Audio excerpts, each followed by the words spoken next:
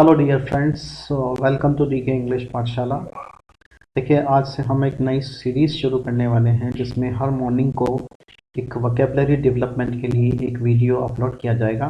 जैसा कि आप देख ही सकते हैं, improve your vocabulary, improve your English. यानी अगर आपको अपनी इंग्लिश इम्प्रूव करनी है तो साथ साथ आपको आपकी वोकेबलरी को डेवलप करना ही पड़ेगा, वोकेबलरी को मजबूत करना ही पड़ेगा, उसके बिना इंग्लिश डेवलप नहीं हो सकती। तो हम डेली कुछ नए नए वर्ड्स अपनी वोकेबलरी में ऐड करेंगे। और आपको मैं बता दूं कि आजकल जितने भी इंग्लिश के एग्जामिनेशन वेरियस कॉम्पिटिशन्स के होते हैं, अलग अलग कॉम्पिटिशन्स के, उनमें जो इंग्लिश के नाम पर जो टेस्ट होने जा रहा है आजकल, वो सभी वोकेबलरी के ही टेस्ट होते हैं। तो उसी क्रम में हमारा ये एक प्रयास है हमारे वर्तमान जो सब्सक्राइबर्स हैं उनसे भी जुड़ने का, और जो लोग कंपटीशन एग्जामिनेशन की तैयारी कर रहे हैं उनसे भी जुड़ने का एक प्रयास है। तो ये डेली मॉर्निंग डोज के रूप में होगा, जिसमें हम डेली सुबह एक वीडियो अपलोड करेंगे जिसमें आपको नए नए वर्ड्स की जानकारी दी जाएगी, ऐसे वर्ड्स जो अलग अलग कंपटीशन एग्जामिनेशन में पूछे जा चुके हैं। तो देखिए, पहला वर्ड हम देखते हैं आज का। सबसे पहले सिनोनिम्स और एंटोनिम्स की बात करेंगे। इसमें पहला वर्ड जो हमें स्क्रीन पर दिखाई दे रहा है वो है लैसिट्यूड। लैसिट्यूड, ये जो वर्ड है ये एक्चुअल में एक लैटिन फ्रेज से बना है जो है LASSUS। लेसस का मतलब होता है वियरी, यानी थकान महसूस करना, दैट इज कॉल्ड लेसस, और उसी लेसस से बना है लैसिट्यूड। इसके सिनोनिम्स हैं स्लैकनेस, लेथार्जी, इनएनिशियन और स्लगिशनेस, लिस्टलेसनेस, लैंगुआ, फीबलनेस, टायर्डनेस और फटीग। ये इसके सिनोनिम है जिनके मीनिंग भी वही होते हैं जो लैसिट्यूड का मीनिंग होता है। जैसे for example, he is known for lassitude, तो इसका मतलब ये होता है कि वो अपने आलसीपन के लिए जाना जाता है। और दूसरा, जैसे हम सेंटेंस बनाएं, he has been kicked out of the companies only for his lassitude, has not been successful only for his lassitude. तो lassitude means if you are having the laziness, अगर आपके में लेजीनेस है, आलसीपन है, तो उसको हम lassitude कहते हैं। इसके एंटोनिम्स भी हैं। एंटोनिम्स में देखिए quickness, agility, enthusiasm, zeal, briskness, liveliness और विवेशियसनेस, ये सब इसके एंटोनिम्स होते हैं। तो आप इसका स्क्रीनशॉट खींच के रखिए कि लैसिट्यूड के सिनोनिम्स और एंटोनिम्स कौन से होते हैं। इसका मतलब, लैसिट्यूड का मतलब जो मैं आपको पहले ही बता चुका हूँ, इसका मतलब होता है स्लगिशनेस से, यानी जो लेथार्जी होती है, लेजीनेस जो होती है, आलसीपन जो होता है, उसको ही हम लैसिट्यूड कहते हैं। चलिए नेक्स्ट स्लाइड पे चलते हैं। दूसरा वर्ड है हमारा पिनेकल। पिनेकल कहते हैं टॉप, एक्सट्रीम। जैसे हम कहें he is at the pinnacle of his career, यानी वो अपने करियर के पिनेकल पर है। पिनेकल का मतलब होता है टॉप। तो इसके सिनोनिम्स कौन कौन से होते हैं? टॉप, जेनिथ बोलते हैं इसको, एक्सट्रीम, अपेक्स, एक्मे। एक्मे की स्पेलिंग को ध्यान से देखिए आप, ACME। अगर आप इस स्पेलिंग में एम की जगह एन ऐड कर दें तो ये एक्ने बन जाता है। और एक्ने क्या होता है आप सब जानते ही हो। एक्ने जो है शरीर के फेस के ऊपर जो मुहासे आ जाते हैं उसे हम एक्ने बोलते हैं।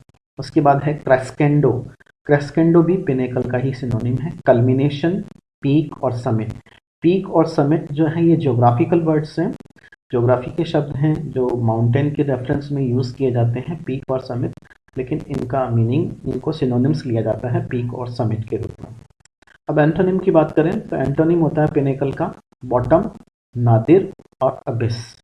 अबिस और बॉटम, नादिर, ये तीनों के तीनों एंटोनिम कहलाते हैं। इसके पिनेकल का मतलब टॉप होता है, तो इसका मतलब होता है रसातल, जिसे हिंदी में बोलते हैं। हिंदी में रसातल या लोअर लेवल जिसे हम बोलते हैं, उसे वही इसके एंटोनिम के मीनिंग निकलते हैं। जैसे for example, she is at the nadir of her career, that means to say कि वो अपने करियर के सबसे नीचे वाले स्थान पर है, अभी लोवेस्ट लेवल पर है। जैसे हम और इसी तरह से किसी दूसरे क्रिकेट खिलाड़ी के बारे में बात कर सकते हैं। जैसे कुछ क्रिकेट खिलाड़ी हैं जो अच्छा परफॉर्म नहीं कर रहे हैं, तो we can say that these cricket players are at the nadir of their career, है ना। तो इसका अबिस का भी वही मतलब होता है, बॉटम का भी वही मतलब होता है। चलिए तीसरी अगली स्लाइड्स पे चलते हैं। ये देखिए फ्रेजल वर्ब आपके लिए सेलेक्ट की है। फ्रेजल वर्ब जो इसकी रूट वर्ड है वो है रन। रन से हमने दो फ्रेजल वर्ब बनाई हैं, एक है रन आउट और एक होता है रन इनटू। रन आउट का मीनिंग है टू स्टॉप और टू एग्जॉस्ट। टू स्टॉप का मतलब एकदम से रुक जाना, और टू एग्जॉस्ट का मतलब खत्म हो जाना। अब दोनों को एक रेफरेंस में हम यूज़ करके देख सकते हैं। जैसे the process has been run out, the process has been run out का मतलब होता है कि प्रोसेस जो है वो ख़त्म कर दी गई, रोक दी गई है। और टू एग्जॉस्ट, जैसे फॉर एग्जांपल कोई मटेरियल है, जैसे the material has run out, that's why the factory is not working. The raw material has run out, raw material ख़त्म हो गया है, इसलिए फैक्ट्री में काम रुक गया है। टू एग्जॉस्ट का मतलब होता है ख़त्म हो जाना, और टू स्टॉप का मतलब होता है रुक जाना। अब रन इनटू का मतलब क्या होता है? टू स्ट्राइक समबडी और something by accident. Means I was going to market, I ran into my old friend, है ना, मैं किसी मेरे पुराने दोस्त को मिल गया। रन इनटू उसका मतलब होता है टू स्ट्राइक समबडी और समथिंग बाय एक्सीडेंट। और यहाँ रन इनटू का मतलब नेगेटिव सेंस में थोड़ा सा लिया जाता है, जैसे I ran into my friend, I ran into my one of my friends. One of my friends का मतलब मेरे एक मित्र से मैं टकरा गया, जो कि मेरा पुराना मित्र था। तो यहाँ पर रन इनटू का मतलब होता है टू एनकाउंटर समबडी, किसी से टकरा जाना या किसी से बाई चांस मिल जाना, और वो भी जो है नेगेटिव तरीके से मिलना, है ना, पॉजिटिव तरीके से नहीं, नेगेटिव तरीके से मिलना, उसे हम रन इनटू कहते हैं। तो पहली फ्रेजल वर्ब क्या थी? Run out. रन आउट का मतलब टू स्टॉप और टू एग्जॉस्ट, और रन इनटू का मतलब टू स्ट्राइक समबडी और समथिंग बाई एक्सीडेंट। अब चलिए अगली स्लाइड की तरफ चलते हैं। ईडियम्स। पहला इडियम देखिए, to fly in the face of something, to oppose. To oppose का मतलब विरोध करना।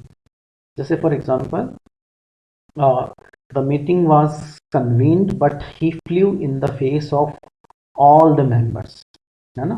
मीटिंग जो कन्वीन की गई थी, मीटिंग आयोजित की गई थी, but he flew in the face of all the members. इसका मतलब है कि उसने सारे मेंबर्स का अपोज किया। अपोज करने का मतलब विरोध करना, उसको कहते हैं to fly in the face of something. ये इस एक इडियम इसके लिए यूज की जाती है। To go bananas, to become extremely angry और एक्साइटेड। जैसे as soon as people saw, as soon as crowd saw Shahrukh Khan, they went bananas. जिसका मतलब वेंट बनानास का मतलब they went extremely excited.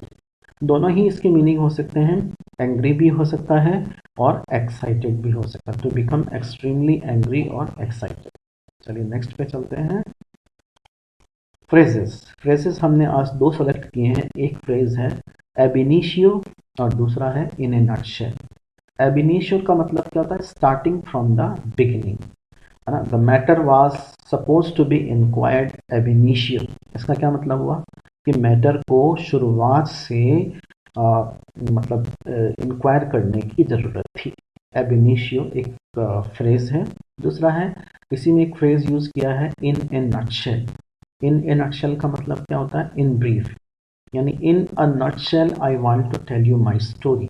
In a nutshell का मतलब होता है इन ब्रीफ। इन ब्रीफ का मतलब संक्षिप्त में, छोटे रूप में, that is called in a nutshell.